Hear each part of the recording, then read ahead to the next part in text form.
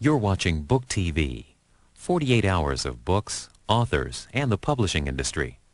Every weekend on C-SPAN 2, from Saturday morning at 8 until Monday morning at 8 Eastern.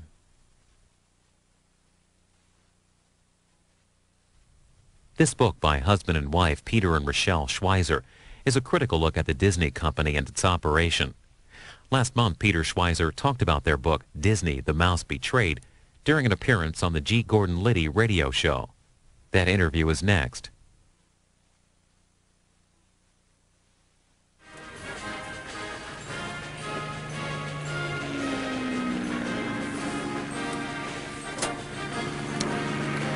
And we're back here at Radio Free DC, the G. Gordon Liddy Show.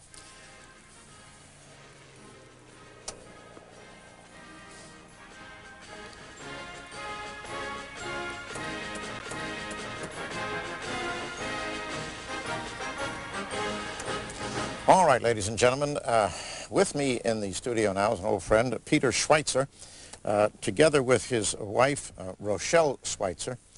He's the author of a dismaying book. I mean, I'm not criticizing the book by saying that. I mean, it's the book is filled with facts which dismay me, and I will tell you why. The name of the book is Disney, The Mouse Betrayed, Greed, Corruption, and Children at Risk. It's published by Regnery, and I know Regnery, and you know, they're a fine publisher.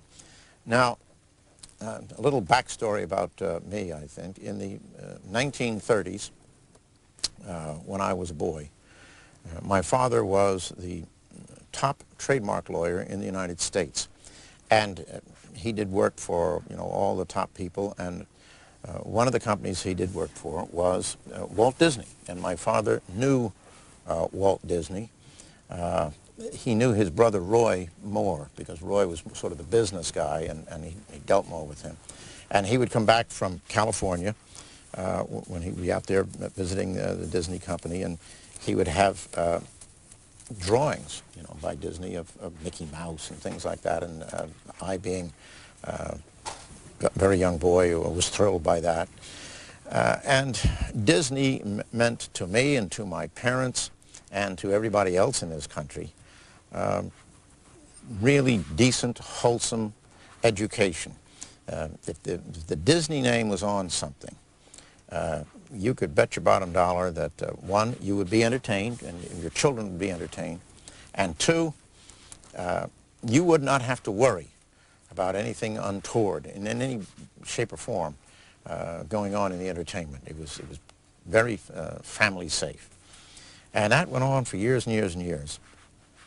And of course, as comes to everybody, Walt Disney passed away, and his company fell into other hands.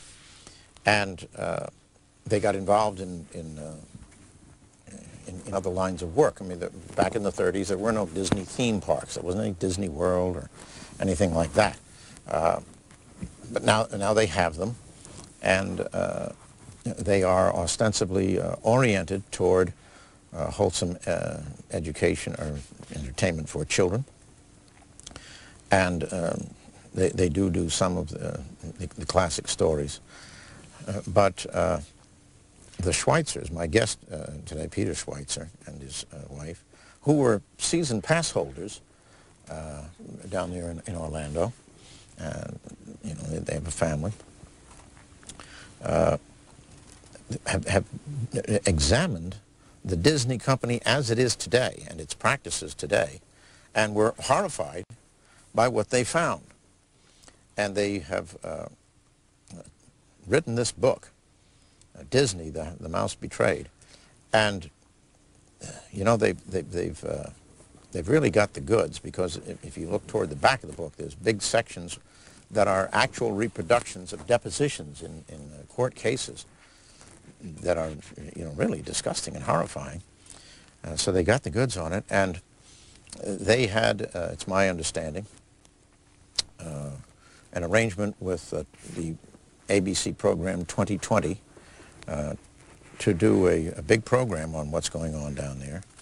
And then suddenly, mysteriously, it got canceled. Now, The first thing I want to say, Mr. Schweitzer, is thank you for coming aboard. The second thing I want to say is that should not surprise you, because I remember when Silent Coup came out, and it had the goods on John Dean and you know, the real story of Watergate. It was scheduled to be on 60 Minutes, and then all of a sudden they pulled the plug on that because the people who have a vested interest in bogus history saw to it that that was done, and the people who, of course, have a vested interest in Disney is Disney, and Disney owns ABC. And so it does not surprise me that all of a sudden this program went away from you. So let's try to thwart the obvious attempt to suppress this book and tell the people about what you found. Now, first of all, what led you to make this investigation with all these startling results? Well, we got into this book really after living in Florida for 4 years and seeing some changes that had occurred at Disney World. We got to know employees that worked at the theme parks. We quote them by name in the book. Right. They spoke on the record. We got to know law enforcement people that are around Disney World that have to deal with Disney security when something goes wrong at the theme park, as it often does. And we quickly saw a pattern emerge of abuse of power, and I don't use that term lightly, of obstructing investigations, of actually failing to deal with some very serious crimes that were committed even against children, attacks involving Disney employees who were pedophiles. The company was non-cooperative with law enforcement agencies down in Orlando, and those individuals were really outraged at what they found and went on the record with us. And that was really the first sense that we had that this company is not what the image seems to suggest. Yeah, in other words, Disney is not in Kansas anymore, Dorothy, right? I mean, it's not. Okay. Well, I guess we're all familiar with the fact that Disney is behind some motion pictures that some devout Christians, not necessarily just Roman Catholics, but other devout Christians, have found very upsetting in the past. Motion pictures that seem to go out of their way to almost have as their purpose the denigration of religion and religious values. We've seen that. There's one thing in here that fascinates me. You say that when the current regime at Disney took over, there used to be on the cards of all the people having to do with the Disney Corporation, or their business cards, something about devoted to family entertainment. So then they took that off. Yeah. Well, at least it's a bit of truth in advertising, because they certainly are not anymore, are they? Yeah, no, I mean, it was a symbolic act. They had a phrase on their business cards before Michael Eisner was chairman that said, offering the finest in family entertainment, and one of the first things they did was remove that saying. And it was a symbolic act, but it's been followed up by real changes. We found out, for example, to our surprise, that in 1989, Disney became partners with a couple of cable companies in a venture called Viewer's Choice, which is the largest pay-per-view service in the country, and among the films that it offers are softcore pornography. And by that I don't mean, R-rated films with nudity. I mean exclusive films produced for this Disney-owned service by porn stars like Marilyn Chambers and Becky LeBeau. We found in the field of music that Disney started a company in 1989 called Hollywood Records. That has produced some pretty outrageous lyrics. I mean, I couldn't even say them on your program. Yeah, no, the FCC, I'd be out of business. Yeah, that's right. Last year they had a band that called Human Waste Project that sings a song about intercourse with the Virgin Mary. They had another band that sings a song about intercourse with demons. They have songs that with titles like Pretty Suicide that describes this young girl that's committed suicide and how the most beautiful picture she's ever taken is this picture after her suicide. So this is really cutting-edge stuff. Yeah, well, not only that, but, we do have a problem. The teen years are troubling years. Adolescence, historically, is a very troubling time. And there is the tragedy of teen suicide.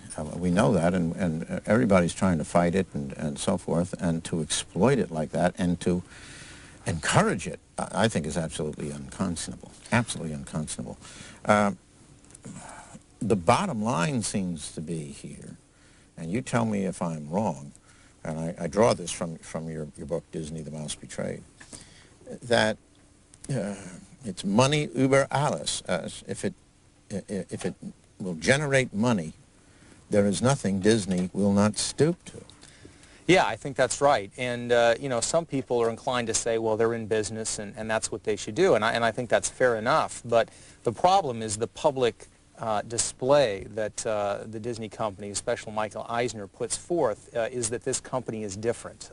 Michael Eisner gave a speech this last April to the American Society of Newspaper Editors where he said entertainment companies have a responsibility to not produce things that debase the culture, to not produce things that are unethical or unflattering or embarrassing to people. But very clearly that is what they're doing. And they are also, frankly, putting children at risk in their theme parks. I mean, we found evidence of everything from Emmy Award-winning animators to some of the costume characters that had criminal records or were picked up for molesting children.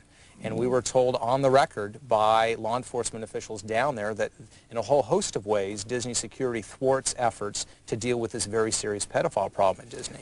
Okay, now we're going to have to take a quick break for some commercials. When we come back, I want to go into some cases back here. You've got these depositions, and you know, this is not something you've written. This is something that are actual court records that are just appalling. We'll get into that. That's right after these words. Do come up against the end of the hour here. We'll be staying for an extra segment. Okay, I'll tell the listeners that.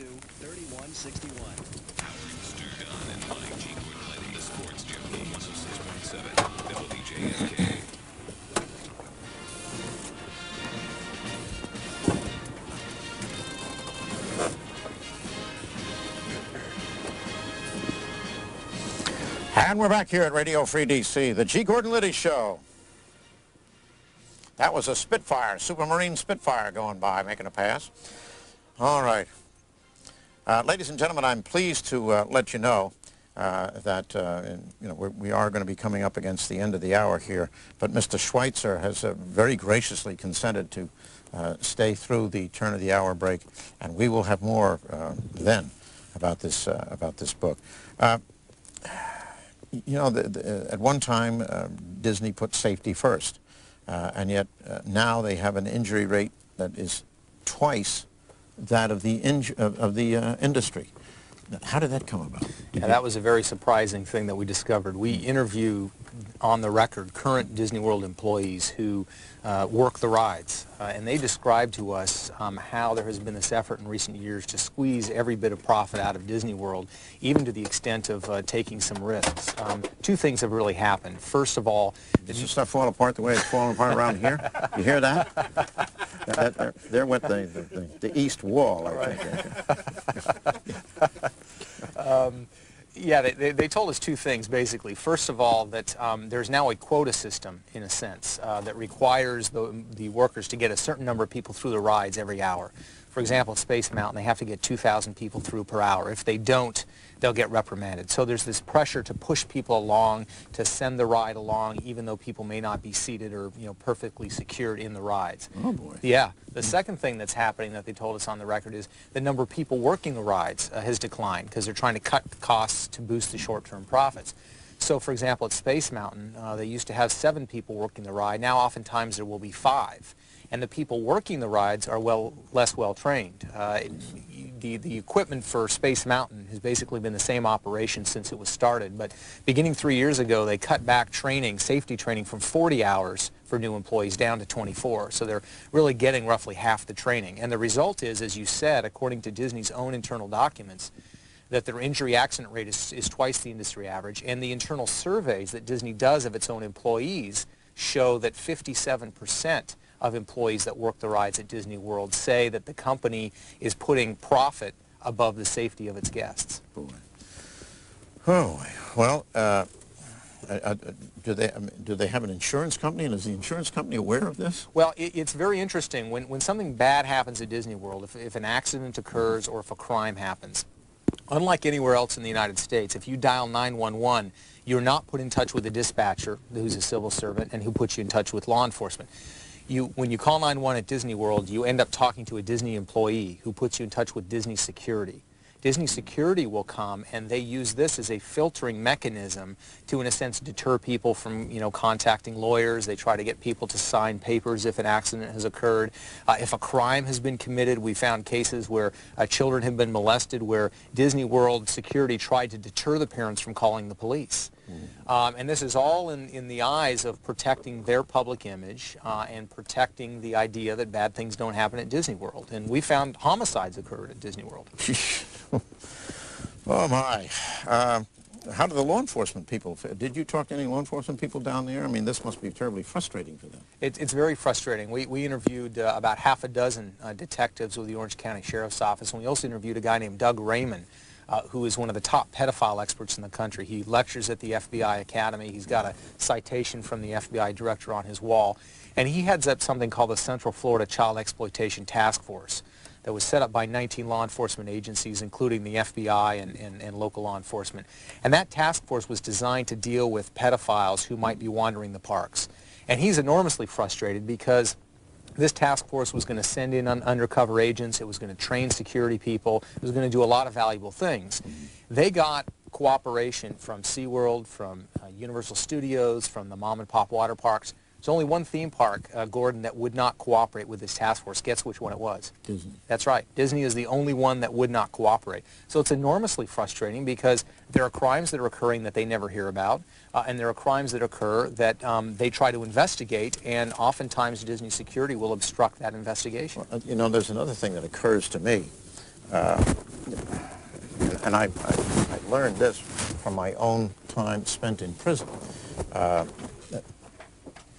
Criminals oftentimes have criminal specialties, and they hang out together in prison, and they compare notes, and you can often get a good education in your criminal specialty from your fellow prisoners. Well, the sex offenders hang with the sex offenders because nobody wants anything to do with them. They're despised. But, the word gets around, so I will bet you that's what's happening. This is speculation on my part, that the word is out in the pedophile community, to use the way we speak these days, that hang out down there in Disney World because you're not going to have a problem there, whereas if you go to SeaWorld or something like that, the cops are liable to nail you. Yeah, that's an excellent point, and it shows your FBI training, because that's exactly what we found out. We found that out with pedophiles. We also found that out with peeping toms. Disney World has a very... the classic voyeurs. Yeah, the classic voyeurs who are Disney employees. We actually reprint some of their criminal records in the book. They're long repeat offenders. What happens in this case is employees will peep in changing rooms, looking at guests changing their clothes. They'll look into hotel rooms and, see what's going on in there. That's right. They have all these Disney hotels then. That's right. They have a huge number of hotels. And what's interesting is we found in internal Disney documents that we got at the courthouse that when an employee is caught peeping on a guest, they don't call the police, but even more than that, they oftentimes don't even fire the person. And they don't fire the person. There was one individual we found that was identified 3 separate times watching mostly young girls changing and trying on clothes in one of the Disney World changing rooms. 3 separate times. It was reported to Disney security. All these people, signed a statement of what they saw, and he was given a written reprimand and kept his job. They just don't take crime seriously. But how do they do this? Do they have peepholes built into the? That these people use. Did they go in there with a brace and bit and drill a hole in the bathroom? How does this work? Yeah, there is a lot of that going on. Some of the ceilings are removable, so they'll sort of peep through the cracks in the ceiling, but there are a lot of peepholes. And we found a case, for example, where one Disney employee was videotaping some of the dancers who were changing in Cinderella's castle. He took the videotape and showed it to coworkers, at bachelor parties and things. What happened was the Disney found out about it because some of the employees, told them about it. They waited 6 months before they did anything. And this guy, of course, the whole time was filming and watching these girls. When they finally did decide to nab him, they didn't call the police. They ran their own little sting operation. So they catch this guy in the act. He's now committed a felony because he's videotaped these people without their knowledge. He's been peeping on them. Disney didn't contact the police. Oh, boy. He'd committed a felony, and the only way the police found out was, somebody in Disney security sort of blabbed their mouth one day. Yeah, well, I don't know whether it's in Florida law, but in the laws of some states, there is a crime called misprision of a felony. and that would constitute that. So it looks like Disney's even committing crimes itself that way. Well, we've got a lot more to go. Listen to this. There's a weird message that Disney sends when employees are caught peeping or filming their co-workers, and some of the stuff that I want to get into here, we'll have to be careful as we read it because it's actual testimony in court cases about some really disgusting stuff that goes on amongst the employees down there. My good friend Peter Schweizer will return after the turn of the hour. Remember, we're talking about his new book, Disney, The Mouse Betrayed, Greed, Corruption, and Children at Risk. Peter Schweizer, it is a Regnery book. This Sunday on Redskins Radio 106.7 WJFK. The Bunker Monster Board today. You know the address. Do you like South Carolina? Yeah, I enjoy it very much.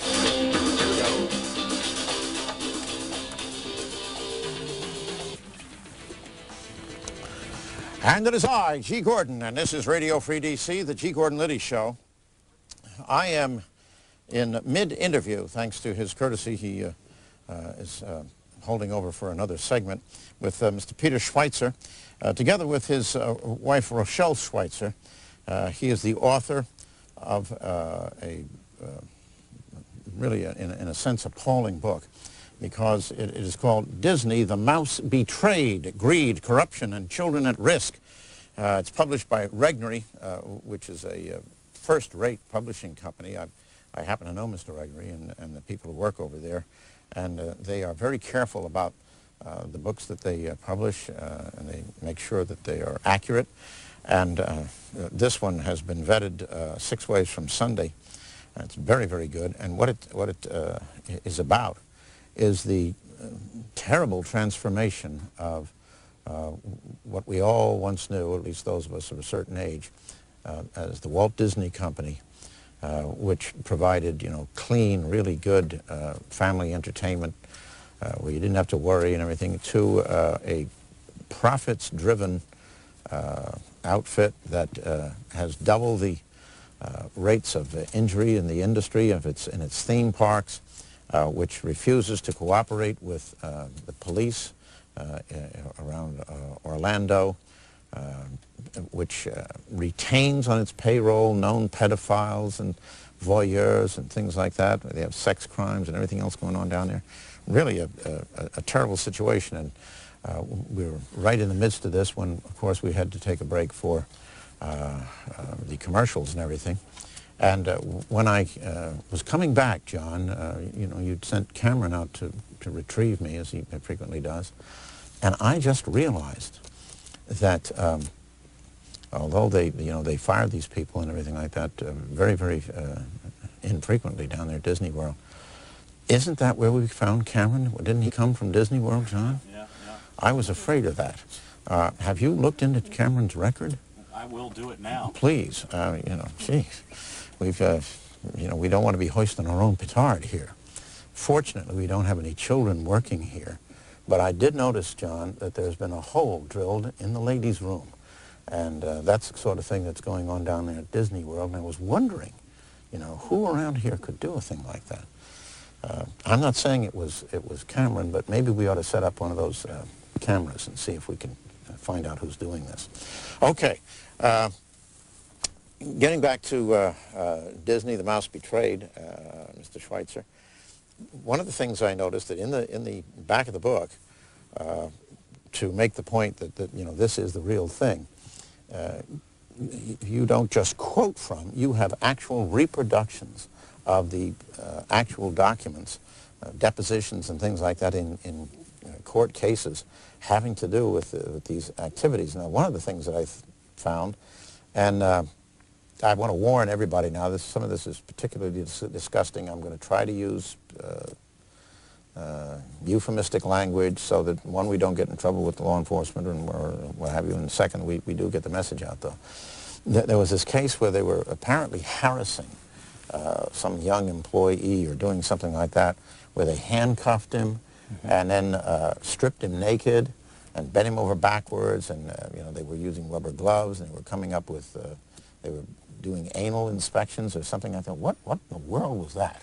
Yeah, that was really one of the other horror stories that we discovered. Down in Disney World, in addition to having their own large security force, they have their own fire department. They have 4 firehouses at Disney World property, and they're Disney employees.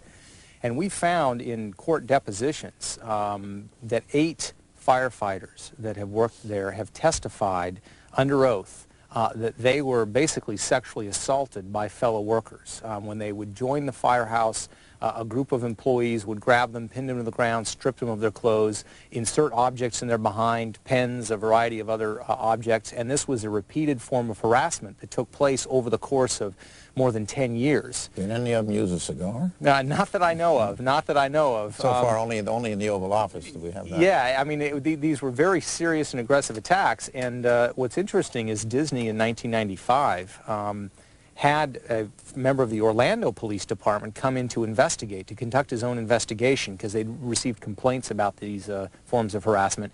He did, and he found in his report that yes, there had been these attacks that had taken place. Disney took that report and then did nothing. Nobody was disciplined, nobody was fired, there were no repercussions whatsoever. The only real repercussions for Disney are that 3 firefighters have filed lawsuits against Disney, and Disney, which is a company that really very firmly defends its legal position, has settled 2 of those cases out of court because the evidence was pretty overwhelming. The other thing about these attacks that are so amazing is they didn't happen in a dark corner somewhere in the firehouse. Indeed, as is mentioned in the testimony, they would announce it over the public address system that they were going to attack somebody. Oh, well, like that. For those of you in the line to be attacked sexually, just be patient.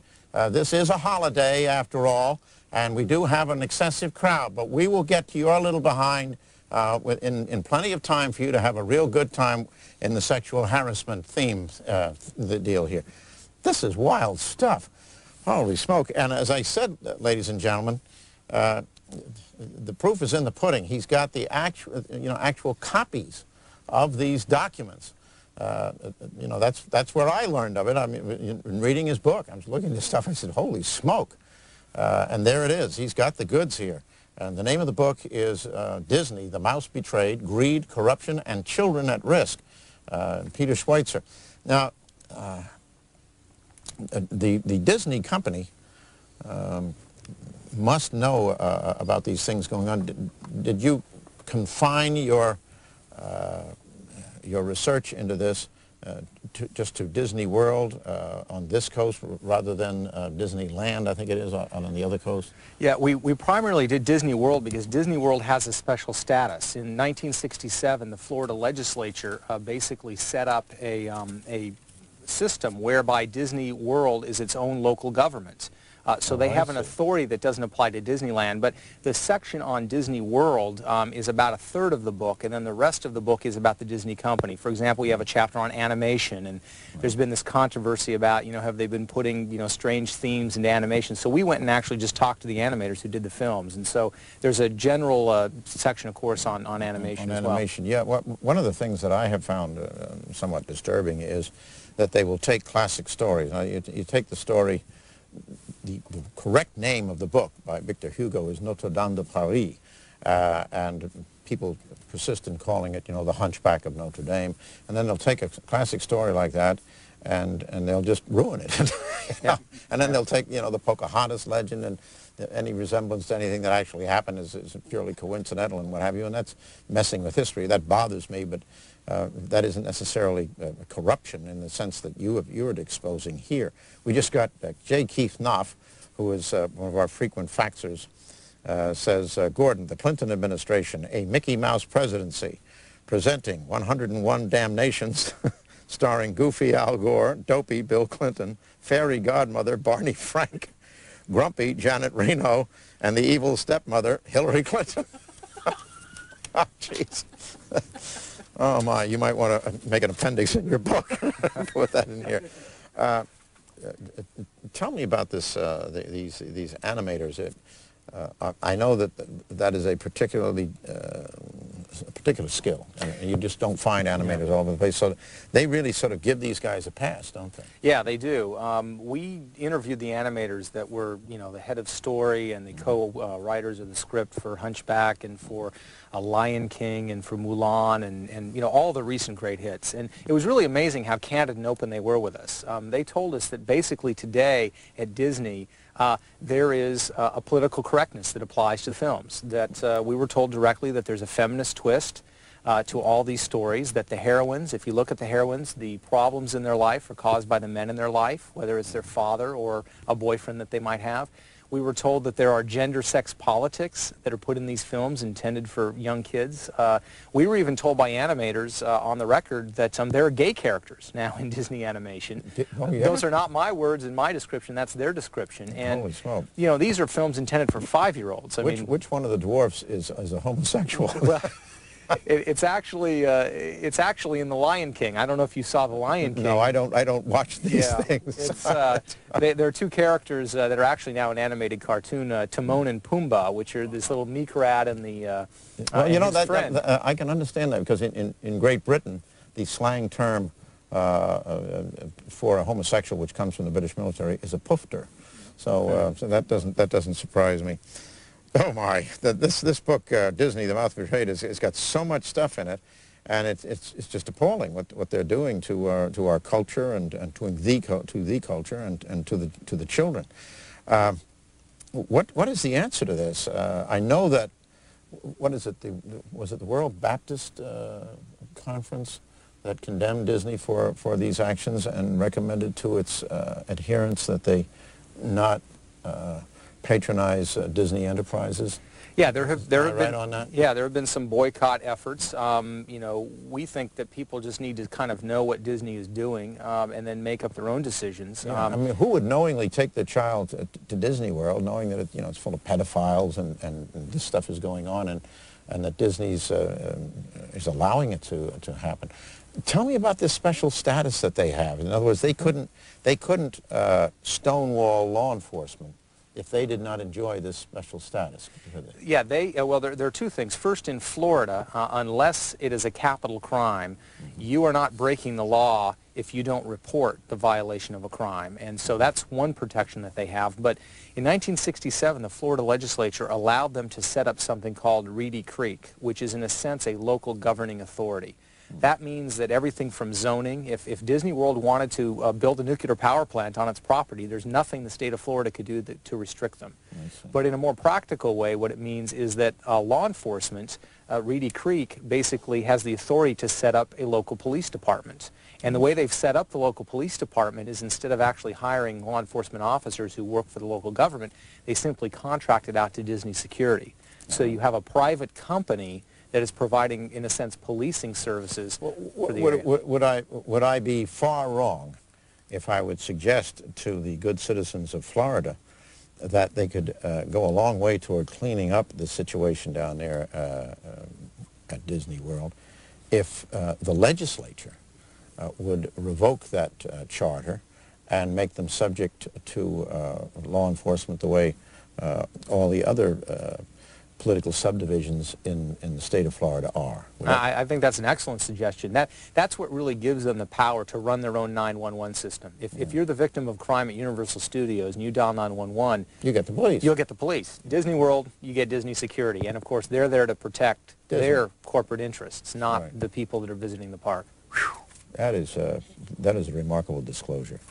All right, I've just been reminded by my heartless producer, Mr. Pop, that you have other appointments. This isn't the other show you're going to be on, the only show you're going to be on. Ladies and gentlemen, my thanks to Peter Schweizer for staying over this long. This is just some of the appalling things that are going on in the Disney Corporation in general and in Disney World in particular.